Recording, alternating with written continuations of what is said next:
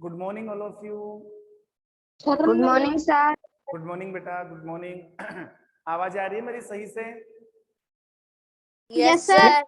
Okay चलो देखो, second chapter चल रहा था हमारा प्राणियों में पोषण, और इस चैप्टर का एक लास्ट पोर्शन बच रहा है। तो अभी मैं उसको करवा के और इस चैप्टर के जो क्वेश्चन आंसर है ना वो हम सोल्व करेंगे। सब अपनी किताब खोले ना। सर सर हाँ सर हमें तारा मछली में पाचन समझ में नहीं आया। क्या हुआ बेटा, वापस बोलना। सर में तारा मछली में पाचन समझ में नहीं आया। तारा मछली वाला पाचन, चलो वापस बताते हैं, ठीक है। देखो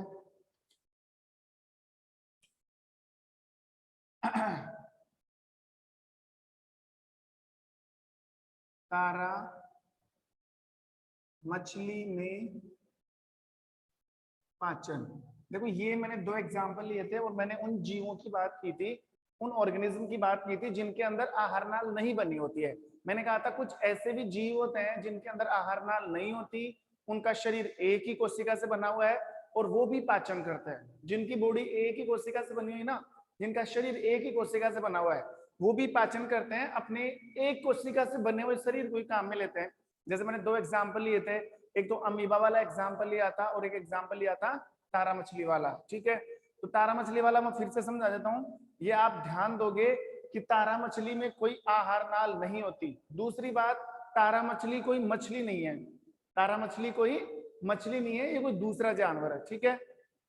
हालांकि इसका जो शरीर है ना वो एक से ज्यादा कोशिकाओं से बना हुआ है, इसकी जो बॉडी है वो एक से ज्यादा सेल से बनी हुई है, लेकिन इसका मतलब ये नहीं कि उसमें सारे अंग बन गए हैं, ठीक है, उनके शरीर का पूरा निर्माण हो चुका है, नहीं, इनका कंप्लीट शरीर नहीं होता है, ठीक है। फिर भी ये पाचन कैसे करती है समझना ध्यान से। मान लो मैं डायग्राम बनाऊं तारा मछली का, ये स्टारफिश है,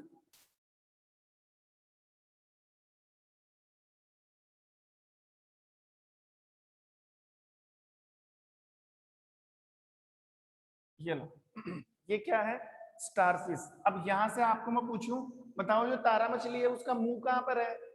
ठीक है, पता ही नहीं लग रहा। इसकी मुख गुहा कहाँ है, इसका आमाशय कहाँ पर, इसकी आंत कहाँ है, ये चीजें तारा मछली में होती ही नहीं है। मुख गुहा, ग्रसनी, ग्रासनाल, आमाशय तो उन जीवों में होता है जिनमें आहार नाल पाया जाता है, जैसे हम, गाय, भैंस, बकरी, इन सब में होता है आहार नाल। इनमें आहार नाल नहीं होती। तो ध्यान रखना, तारा मछली भोजन कैसे करती है, नोटिस करना। तारा मछली के चारों तरफ ये जो पाया जा रहा है ना, ये एक कठोर आवरण होता है। ये जो आपको दिख रहा है ना ऐसे पंख से, पंख जैसे, इनको बोला जाता है फीट ट्यूब। क्या बोला जाता है इनको? फिर ट्यूब। Feet tube. ऐसे ट्यूब की तरह है ना, एक पाइप की तरह। फीट का मतलब होता है पांव, फुट ट्यूब मान लो, कुछ मान लो, तो इनको बोलेंगे फीट ट्यूब। एक पांव की तरह, एक पाइप की तरह, ऐसा लग रहा है ना एक पाइप की तरह आ रहा है, ये पाइप की तरह है इसलिए इसको ट्यूब बोला जा रहा है। और ये इसके पांव के जैसे काम करता है, चलने में, हर चीज में यही काम करता है, इसलिए नाम ले लिया फीट ट्यूब। ये फीट ट्यूब है, ये भी फीट ट्यूब है, ये भी फीट ट्यूब। ऐसे बताओ तारा मछली के पास कितने फीट ट्यूब है? 5। 5 से ज्यादा भी हो सकते हैं। इस डायग्राम में कितने हैं? 5। 1 2 3 4 5। कितने फीट ट्यूब हो गए? 5। और ये जो फीट ट्यूब है ना, इन फीट ट्यूब के चारों तरफ, इन फीट ट्यूब के चारों तरफ ऐसे छोटे छोटे कांटे निकले होते हैं, ऐसे ऐसे छोटे छोटे क्या निकले होते हैं? कांटे। ऐसे छोटे छोटे कांटे निकले होते हैं। मतलब कुल मिलाकर मैं बात कहूं कि जो स्टारफिश है, जो तारा मछली है, उनके जो फीट ट्यूब है ना, वो जो फीट ट्यूब है, इनको, इनकी सुरक्षा करना बहुत जरूरी है, क्योंकि ये जो फीट ट्यूब है, तारा मछली सारा दिन पानी में रहती है, समुद्र में रहती है, और समुद्रों का पानी कैसा होता है? खारा पानी होता है। तो खारा पानी तो बॉडी को गला सकता है।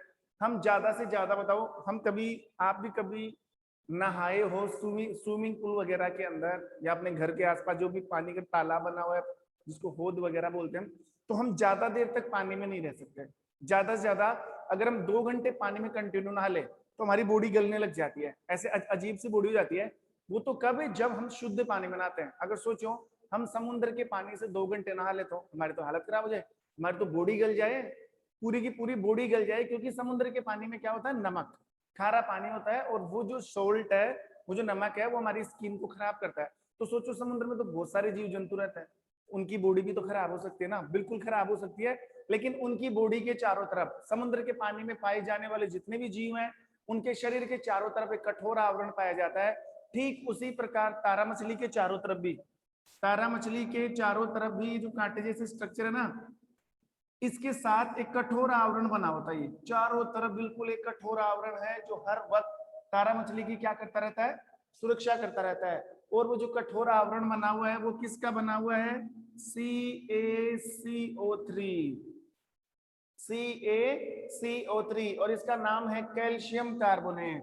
क्या नाम है, कैल्शियम कार्बोनेट। आपसे क्वेश्चन पूछा जाए कि स्टार फिश के चारों तरफ या स्टार फिश का जो कंकाल है उसकी बॉडी के चारों तरफ किसका आवरण पाया जाता है, फिर क्या आंसर दोगे?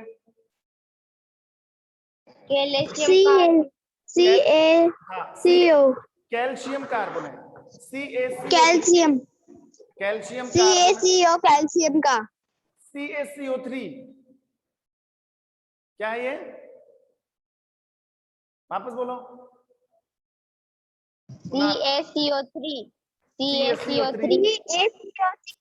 कार्बोहाइड्रेट। देखो CaCO3 तो इसका सूत्र है और इसका नाम होता है कैल्शियम कार्बोनेट, कैल्शियम कार्बोनेट। जैसे H होता है, H को हम क्या बोलते हैं, हाइड्रोजन। तो हाइड्रोजन तो सूत्र हो गया और नाम क्या हो गया, हाइड्रोजन। H इसका सूत्र हो गया ऐसे। तो कैल्शियम कार्बोनेट का सूत्र होता है CaCO3। एक क्वेश्चन तो ये, ठीक है। और दूसरे में बात करूं कि तारा मछली के चारों तरफ क्या पाए जाते हैं जिससे तारा मछली गमन करती है, चल सकती है, अपने भोजन को पकड़ सकती है, फीड ट्यूब। क्या पाए जाते हैं, फीड ट्यूब। इन्हीं फीड ट्यूब के कारण तारा मछली चलती है और चल करके जाती है गोल गोल पानी के ऊपर जाती है ना, फर ऐसे फटाफट फटाफट घूमती घूमती। तो इसको गति कौन करवा रहा है, इसको चला कौन रहा है, इसको गमन कौन करवा रहा है, फीड ट्यूब। और फीड ट्यूब भी क्या करता है, भोजन को पकड़ने में सहायता करता है। ये भोजन के पास जाती है और ये भोजन क्या करती है, पानी में पाए जाने वाले कीड़े मकोड़े खाती है छोटे, उनके पास जाएगी और अपने फीड ट्यूब से, जैसे अमीबा ने बंद किया था ना, अमीबा में क्या पाए जाते हैं, अमीबा की बॉडी के चारों तरफ उंगली जैसी संरचना को क्या नाम दिया था हमने, बताओ देखें। पैर। क्या पैर नहीं, उनका नाम दूसरा था बेटा, पादाब। पादाब। वेरी गुड, पादाब, पादाब नाम दिया था। और साथ ही साथ हम उनको बोल सकते हैं स्यूडोपोडिया। क्या नाम था उनका, स्यूडोपोडिया, ठीक है। ये जो फीड ट्यूब है ना, ये दो काम करते हैं। एक तो तारा मछली को गमन करवाते हैं, गमन का मतलब चलाते हैं। दूसरी बात, तारा मछली के भोजन को पकड़ने का काम करते हैं। एक तो तारा मछली चलती है, दूसरा तारा मछली को भोजन को क्या करते हैं, पकड़ते हैं, ठीक है, हो गया। अब देखो, अब जैसे मान लो ये यहाँ पर भोजन है इसका, यहाँ पर क्या है, मान लो तारा मछली को ऐसा पता लग गया कि यहाँ पर भोजन है, तो ये भोजन के पास जाएगी, खाना तो इसको खाना ही है ना, ये भोजन के पास जाती है।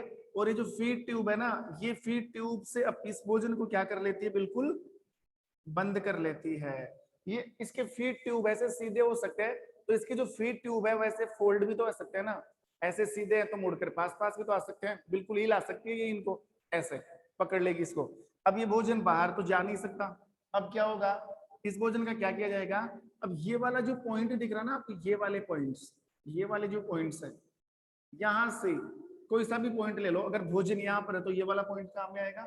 यहाँ से तारा मछली क्या करती है, अपनी आहार नाल को, अब आप बोल रहे हो सर इसमें तो आहार नाल होती नहीं है, इसमें आहार नाल होती है लेकिन अपूर्ण आहार नाल, कंप्लीट आहार नाल नहीं होती हमारी जैसे, जैसे आमा से छोटे यहाँ नॉर्मल आहार नाल होती है। तो ये क्या करती है, अपनी आहार नाल, ये इसका शरीर है ना अंदर वाला, मान लो ये इसकी आहार नाल है, तो ये क्या करती है, जैसे ही भोजन को पकड़ लिया गया किसके द्वारा, फीड ट्यूब के द्वारा, फिर ये इस पॉइंट से अपनी आहार नाल को बाहर निकालेगी, अपनी आहार नाल को बाहर निकालेगी और इस भोजन को लपेट कर कहां पर ले जाएगी, अंदर ले जाएगी। समझ में आ रही बात, यहां से आहार नाल को बाहर निकालेगी, आहार नाल को बाहर निकाला, भोजन के चारों तरफ लिपेट दिया उसको, और भोजन को कहां पर ले गई, अंदर ले गई। अब अंदर क्या होगा, अंदर ये होगा कि इसकी आहार नाल में बहुत सारे पाचक एंजाइम पाए जाते हैं, और वो एंजाइम क्या करेंगे, इस भोजन से आवश्यक चीजें निकाल लेंगे, काम काम की चीजें निकाल लेंगे, पोषक तत्व निकाल लेंगे, जितनी भी यूजफुल कंपोनेंट्स है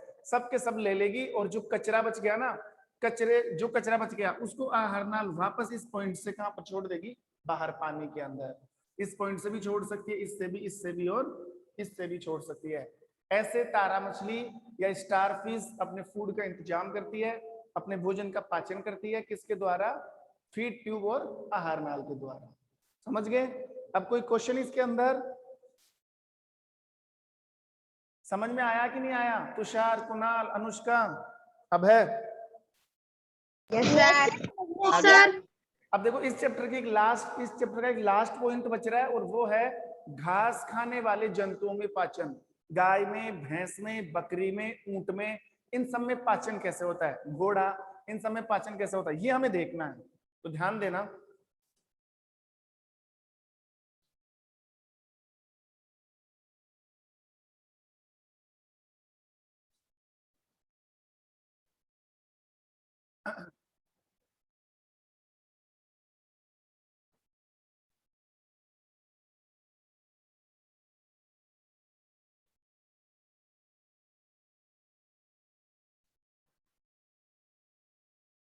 देखो हेडिंग क्या हमारी? हेडिंग है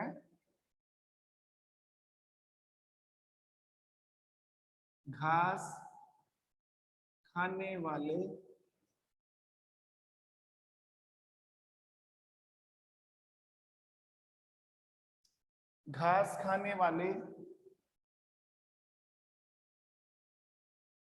जंतुओं में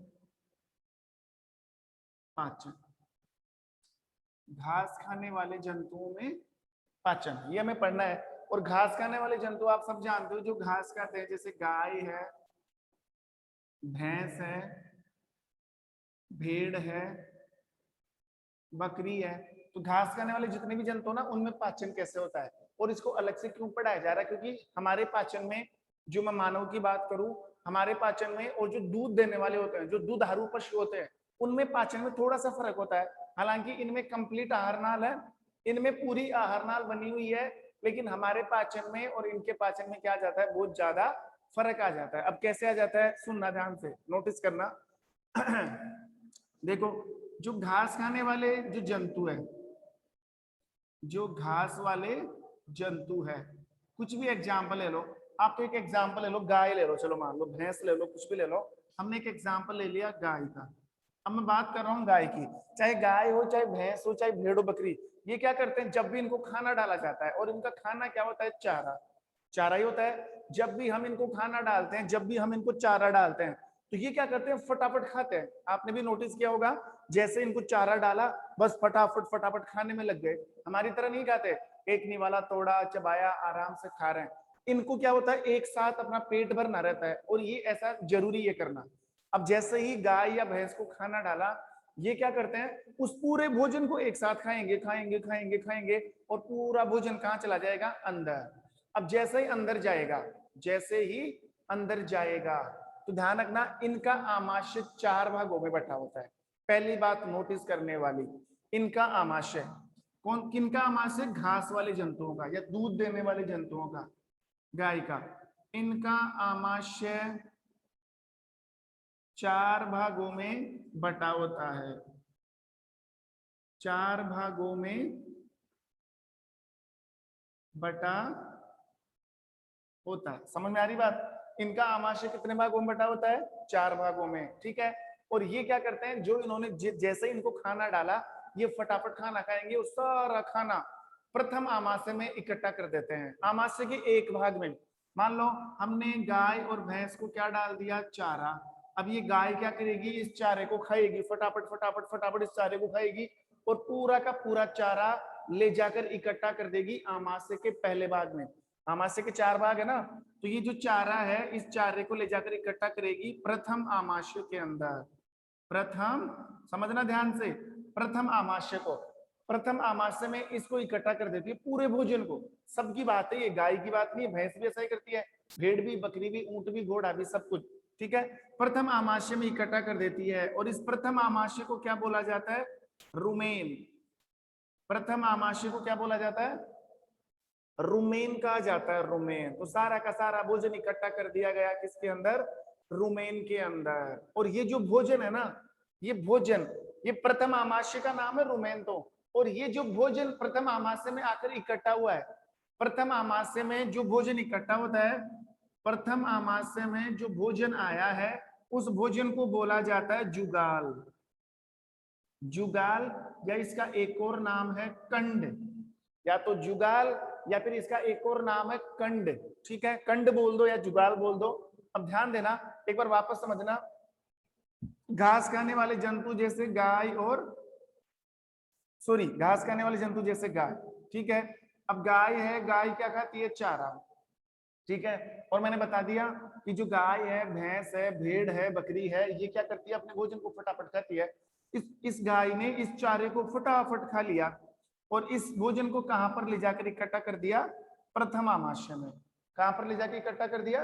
प्रथम आमाशय में। अब कोई बोले सर प्रथम आमाशय का मतलब, तो मैं पहले ही लिख रखा है यहाँ पे कि आमाशय के कितने भाग होते हैं? 4। पहले भाग में इकट्ठा कर दिया। प्रथम आमाशय को क्या कहते हैं? रुमेन। प्रथम आमाशय को क्या बोला जाएगा? रुमेन। और प्रथम आमाशय में जो भोजन जाके इकट्ठा हुआ है उसका नाम क्या है? या तो जुगाल या फिर कंड, या तो जुगाल या फिर कंड। ठीक है, ये हो गया। अब देखो, अब क्या होगा? फिर आपने नोटिस किया होगा, जैसे गाय भैंस बकरी खाना खाते हैं तो फटाफट अब सारा भोजन अंदर जाता है। प्रथम आमाशय में इकट्ठा करेंगे, उसको जुगाल या कंड कहेंगे। अब ये क्या करेंगे? ये जानवर क्या करेंगे? वो जो भोजन है ना, कौन सा? कंड वाला भोजन, जुगाल वाला भोजन, ये वाला भोजन, जो रुमेन जो भोजन है, इसको बाहर निकालते हैं, वापस इसको कहां पर लाते हैं? मुंह में, और वो भी छोटे छोटे टुकड़ों के रूप में। समझ में आ रहा है? प्रथम आमाशय में रुमेन में जो भोजन इकट्ठा हो गया था और उस भोजन को हमने क्या नाम दिया था? जुगाल या कंड। तो ये जो कंड है, ये जो जुगाल है, ये रुमेन से वापस मुंह के अंदर आता है और ये अपने आप लेके आते हैं।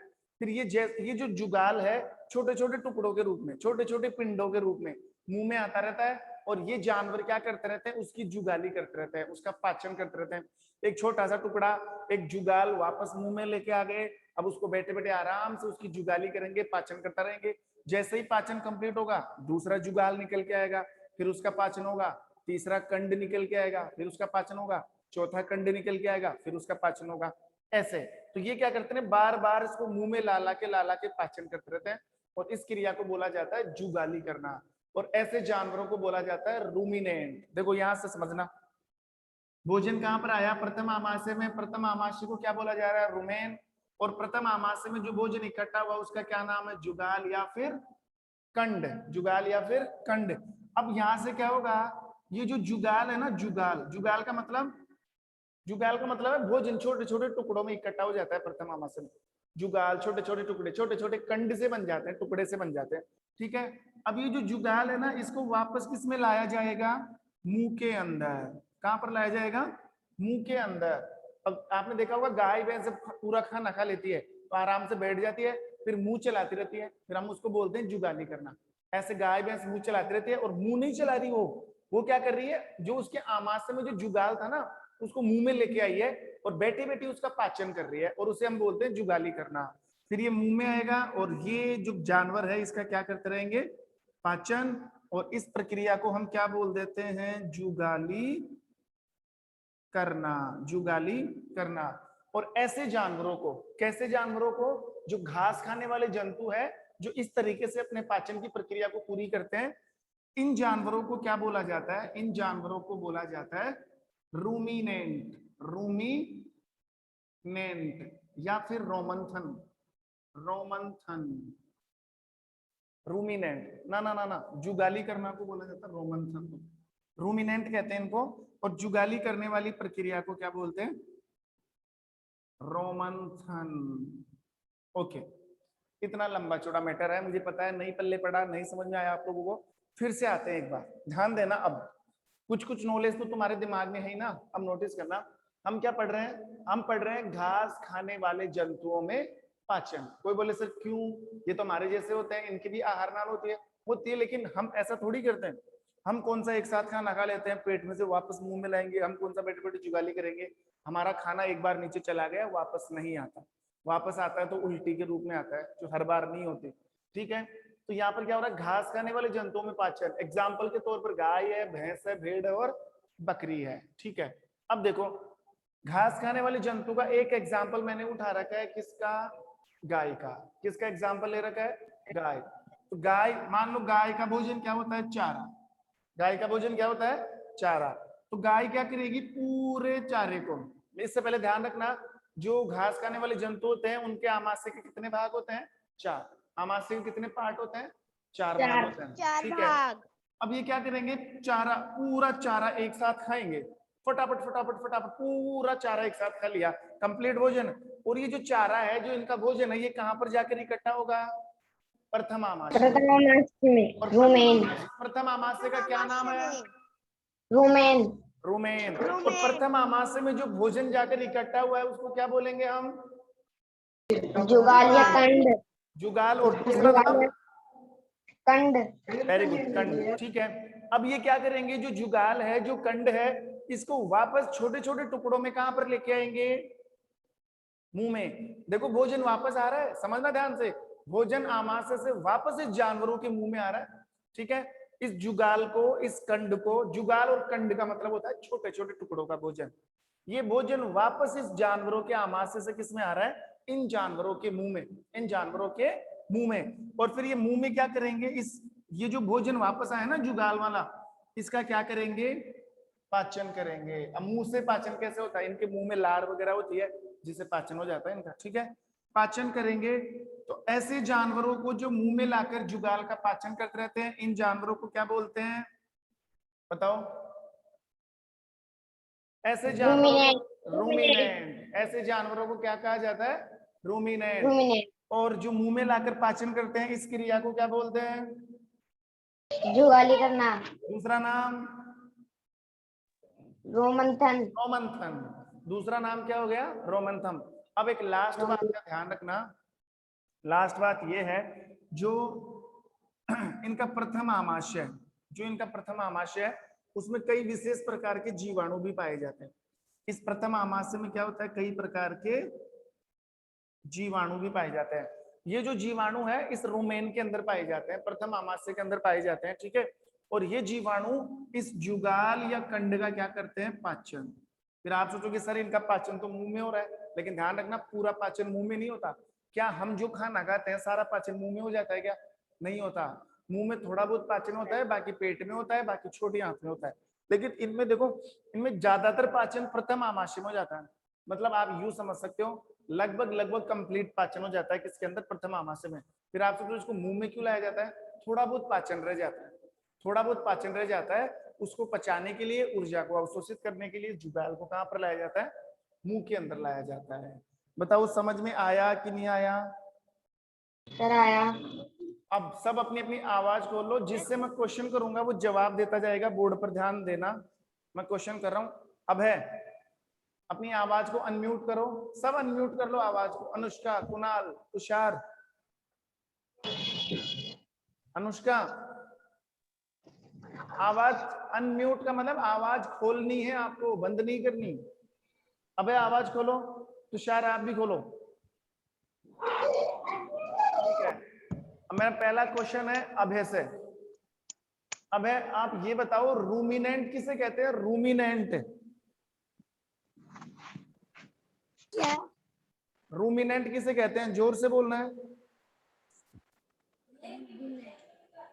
बोर्ड पर देख लो।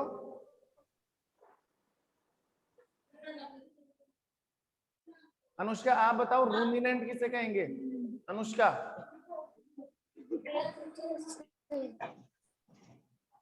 सर बताओ। रूमेनेंट उसे कहते हैं जो प्रथम आमाशय में अपना भोजन जमा कर लेता है, उस जानवर को रूमिनेंट कहते हैं। हम ऐसे भी बोल सकते हैं कि सर जो जुगाली करने वाले जानवर होते हैं ना, जुगाली करने वाले जुगाली और जानवर, कांड, उनको रूमिनेंट कहते हैं। घास खाने वाले जंतु में जो पाचन होता है, तो इन घास खाने वाले जंतुओं को ही रूमिनेंट कहा जाता है। ठीक है। कुणाल से क्वेश्चन है। कुणाल, कुणाल, कुणाल बताओ कंड क्या है? कंड, जो प्रथम आमाशय में जो भोजन आता है उसे जुगाल या कंठ कहते हैं। तुषार आपका नंबर है। बताओ जो रूमिनेंट्स होते हैं, रूमिनेंट, उनमें आमाशय के कितने भाग होते हैं? आमाशय के कितने भाग होते हैं? कितने भागों में बटा हुआ है आमाशय? तो बहुत इजी क्वेश्चन है। अब है कितने भागों में बटा हुआ है? क्या? हाँ, कितने भागों में बटा हुआ है आमाशय? अनुष्का बताओ। 4 भागों में लिखा हुआ ना, साफ साफ तो लिखा हुआ है। सर 4 भागों में बटा हुआ है। और प्रथम आमाशय को रुमेन कह देते हैं। चलो ठीक है, सब अपनी अपनी बुक है सबके पास? बुक? Yes sir. अपनी बुक खोल लो यस फटाफट। सर है। बुक खोलो, बुक मेरे को बोलते ही नहीं। बुक खोलो और सेकंड चैप्टर के पीछे जो क्वेश्चन आंसर है ना, उनमें आ जाओ फटाफट।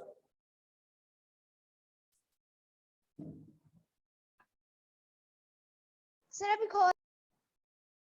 हो गया? और बेटा थोड़ा सा जोर से बोलना, आपको फोन को पास में रखें। खोल ली बुक? आवाज तो खोलो अपनी।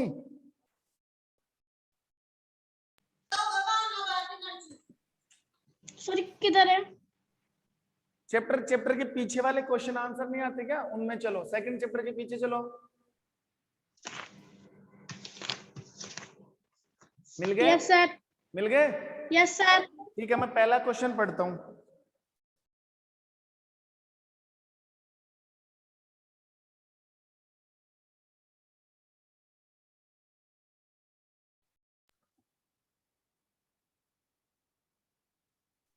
अच्छा, जो पहला क्वेश्चन है वो खालिस्तान है, दिख रहा है?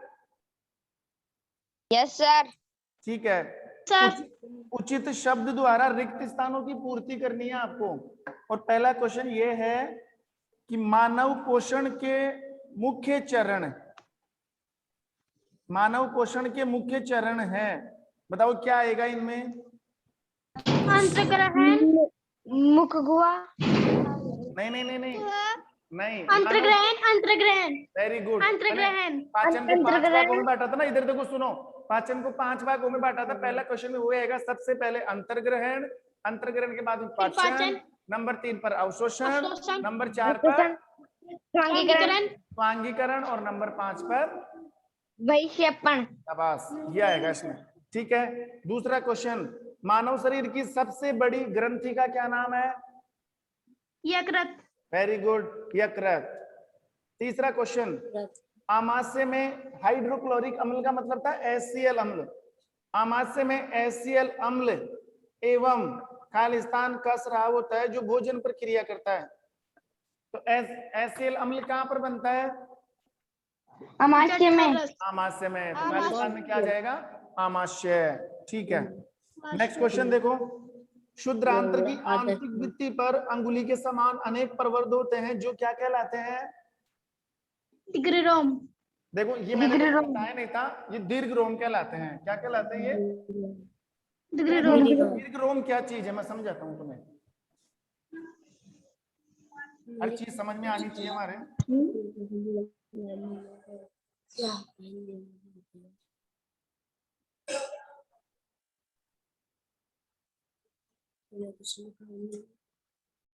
देखो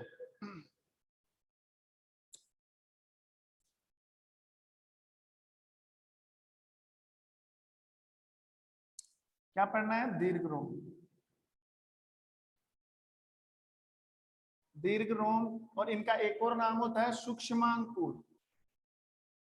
सूक्ष्मांकुर। अब ध्यान रखना, क्वेश्चन क्या था? क्वेश्चन ये था कि जो छोटी आंत होती है ना, छोटी आंत, छोटी आंत की आंतरिक सतह पर, जो छोटी आंत की अंदर वाली सतह होती है, उस पर उंगली जैसी संरचना पाई जाती है। हमारी जो अंगुलियां होती है ना, तो अंगुलियों जैसी संरचना पाई जाती है, उन संरचनाओं को क्या बोला जाता है? दीर्घरोम कहा जाता है। देखो कैसे, मान लो ये छोटी आंत है, ऊपर से आई ऐसे, और छोटी आंत ऐसे फोल्ड होती है कि नहीं होती है? बताया था मैंने ऐसे। अब नोटिस करना, मैंने उस समय बताया नहीं तुम्हें। देखो छोटी आंत की जो अंदर वाली सतह होती है ना, ये वाली, तो यहाँ पर अंगुली जैसी संरचना पाई जाती है, ऐसे, ऐसी, ऐसी संरचना। आंतरिक सतह पर क्या पाई जाती है? अंगुली नुमा संरचना, ऐसे। हाँ, ऐसी छोटी छोटी संरचनाएं पाई जाती है, जैसे उंगलियों जैसी। ऐसे लगता है जैसे अंगुलियां निकल रही हो, ठीक है। ऐसी छोटी छोटी संरचनाएं छोटी आंत की अंदर वाली सतह पर, छोटी आंत की अंदर वाली सतह पर। और इन छोटी छोटी संरचनाओं को क्या बोला जाता है? दीर्घरोम। क्या कहा जाता है इनको? दीर्घरोम। अब आप यहाँ से क्वेश्चन कर सकते हो कि सर ये दीर्घरोम क्या काम करते हैं? इन दीर्घरोमों का पाचन में क्या काम है? तो नोटिस कर लेना, छोटी आंत के मैंने कितने भाग बताए थे, बताओ। छोटी आंत के कितने भाग बताए थे? तीन ग्रहणी कौन कौन से? ग्रहणी हाँ, ग्रहणी, देखो सुनो, ग्रहणी, अग्रशुद्रांतर और शुद्रांतर। तो जो ग्रहणी है ना, ग्रहणी, तो ग्रहणी तो ऊपर ही रह जाती है सी आकार की, ग्रहणी में दीर्घरोम नहीं पाए जाते। ये नोटिस कर लेना, छोटी आंत का जो पहला भाग है ना ग्रहणी, उसमें दीर्घरोम नहीं पाए जाते हैं। दीर्घरोम दो ही भागों में मिलते हैं, एक तो अग्रशुद्रांतर में और शुद्रांतर के अंदर। देखो ऐसे एक बार मैं पूरा डायग्राम ही बनाई देता हूं। ये आमाशय, और आमाशय से यहां से क्या निकल गई? ये छोटी आंत स्टार्ट हो गई यहां से, ये ऐसे आ गई, और ये चारों तरफ कौन सी आंत आ गई? ये तो बड़ी आंत आ गई। और नीचे से क्या निकलेगी? छोटी आंत, ऐसे ये छोटी आंत निकल गई। अब मैं ये कह रहा हूं छोटी आंत निकल गई ना, छोटी आंत यहां से स्टार्ट हो गई और यहां से आकर यहां तक आ रही है, आ रही है यहां तक। तो ये छोटी आंत का पहला भाग है जिसको हम क्या बोलते हैं? ग्रहणी। क्या बोलते हैं इसको? ग्रहणी। इसकी आंतरिक सतह पर दीर्घरोम नहीं पाए जाते। सुन लेना, छोटी आंत में जो सबसे पहला भाग है ग्रहणी, उसकी आंतरिक सतह पर दीर्घरोम नहीं पाए जाते हैं। दीर्घरोम पाए जाते हैं छोटी आंत की जो दो भाग बच गए ना, जो नीचे आएंगे, एक अग्रशुद्रांतर और दूसरा कौन सा था? शुद्रांतर। तो इन दोनों पर ही दीर्घरोम पाए जाते हैं। और ये दीर्घरोमों का काम क्या है? इन दीर्घरोमों की वजह से ही भोजन का क्या होता है? भोजन का अवशोषण होता है। भोजन का क्या होता है? अवशोषण। देखो ग्रहणी में तो हो जाता है भोजन का 100% पाचन, कंप्लीट भोजन का पाचन मैंने कहा था छोटी आंत में होता है। और कौन छोटी आंत के कौन से भाग में? ग्रहणी में। मतलब ग्रहणी में कंप्लीट भोजन का पाचन हो जाता है। अब सोचो जब भोजन का पाचन हो गया तो भोजन जाएगा नीचे, और पाचन होने के बाद क्या होता है? पाचन से मतलब यह है जैसे ही भोजन का पाचन हो जाएगा, अब हम क्या करेंगे? उस पचे हुए भोजन से ऊर्जा निकालेंगे। और हम खाना क्यों खा रहे हैं? हम खाना इसलिए तो खा रहे हैं ताकि हमें क्या मिल जाए? ऊर्जा मिल जाए। ऊर्जा। तो पाचन तो हो गया, लेकिन अब वो ऊर्जा कौन निकालेगा? तो उस ऊर्जा का अवशोषण, जैसे ही पचा हुआ भोजन नीचे आएगा उस ऊर्जा का अवशोषण कर लेते हैं कौन? ये दीर्घरोम। तो सोचो कितना इंपॉर्टेंट काम कर रहे हैं, कितना बड़ा काम कर रहे हैं। भोजन का भोजन का अवशोषण करके भोजन में से ऊर्जा निकाल लेते हैं और उस ऊर्जा को छोड़ देते हैं खून के अंदर। फिर हमारी बॉडी में खून चारों तरफ चलता है, एनर्जी पहुंचा दी जाती है शरीर के हर अंग को। आ रही बात समझ में? Yes sir. ठीक है, नेक्स्ट क्वेश्चन देखो।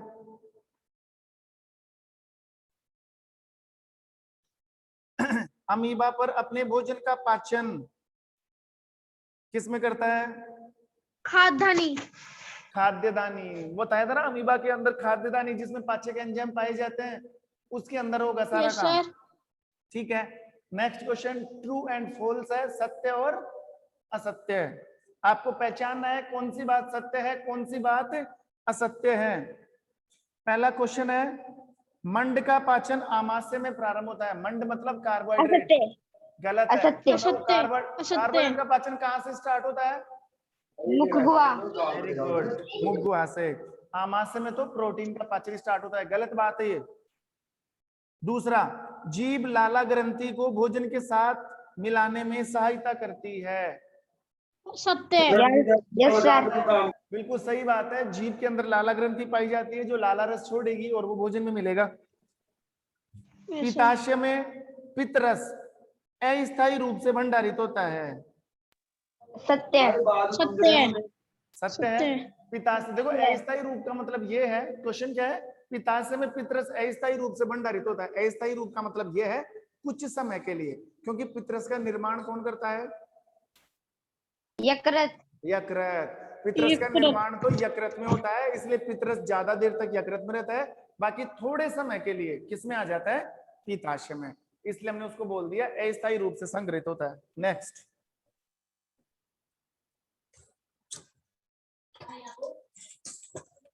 रूमिनेंट। अब रूमिनेंट आ गए घास वाले, घास खाने वाले जंतु। रूमिनेंट निगली हुई घास को अपने मुख में वापस लाकर धीरे धीरे चबाते रहते हैं। छुट्टे। सही बात है। जुगाल या कंड को लेकर आते हैं मुंह में, सही है। चलो ठीक है।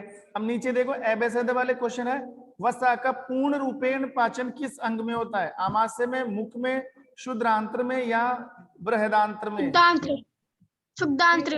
शुद्रांत्र में। नेक्स्ट देखो, जल का अवशोषण मुख्यतः जिस अंग के द्वारा होता वह है आमाशय। नहीं, आमाशय, ध्यान रखना।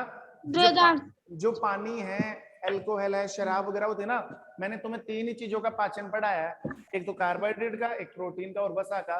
बाकी इनके अलावा भी तो खाते हैं ना, जैसे पानी है, अल्कोहल है, इन सब का पाचन, इन सबको अवशोषित किया जाता है पेट के अंदर, आमाशय के अंदर। ठीक है, इसका आंसर क्या आएगा? आमाशय। अब आपको एक कॉलम मिलाने हैं। चलो देखो, ये क्वेश्चन आंसर करोगे आप। तुम्हारा आज का होमवर्क यही है, ये जो क्वेश्चन आंसर है ना, ये आप सोल्व करोगे। ठीक है, तो रजिस्टर बनाना है आपको। रजिस्टर के अंदर पहला चैप्टर मैंने करवाया था, उसके भी क्वेश्चन आंसर करने हैं, और सेकंड चैप्टर के भी क्या करना है, क्वेश्चन, पूरे क्वेश्चन आंसर करने पड़ेगा। ठीक है, जब भी स्कूल रीओपन होगी मैं चेक करूंगा, ये ध्यान रखना। स्पेशली रजिस्टर बना लेना छोटा सा, 20-30 रुपए का, और ये क्वेश्चन आंसर करो आप। उसी में क्वेश्चन आंसर, और उसी में क्वेश्चन आंसर ही करने हैं या फिर वो भी करने हैं? क्या तो क्वेश्चन आंसर ही करने हैं, आपने ओबीटी क्वेश्चन भेज रखे हैं, ये भी करने हैं ना? हाँ, ओबीटी भी रजिस्टर में, ओबीटी भी रजिस्टर में ही करना। ठीक है, चलो अब क्लास होगी, हम तीसरा चैप्टर स्टार्ट कर लेंगे, प्राकृतिक रेशो वाले। ठीक है, तब तक के लिए थैंक क्वेश्चन आंसर और ओबीटी क्वेश्चन आंसर के अलावा कुछ नहीं करना ना? एक तो ओबीटी वाले क्वेश्चन आंसर और एक चैप्टर के पीछे वाले क्वेश्चन आंसर। ठीक है, यस सर। वाले भी कर लिए जो आप